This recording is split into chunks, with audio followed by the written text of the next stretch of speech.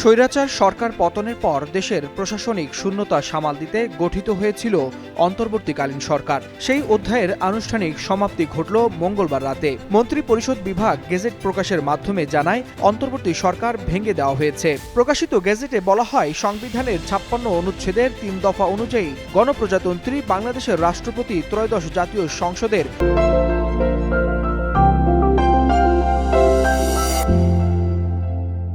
সংখ্যাগরিষ্ঠ সংসদের আস্থাভাজন সংসদ সদস্য তারেক রহমানকে প্রধানমন্ত্রী হিসেবে নিয়োগের সিদ্ধান্ত নিয়েছেন। তার নেতৃত্বে নতুন সরকার গঠনের সম্মতি জ্ঞাপন করা হয়েছে। নতুন সরকার দায়িত্ব নেওয়ার সঙ্গে সঙ্গে অন্তর্বর্তী সরকারের উপদেষ্টা পরিষদ বিলুপ্ত বলে গণ্য হবে। প্রধানমন্ত্রী নিয়োগ সংক্রান্ত পৃথক গেজেটও প্রকাশ করা হয়েছে।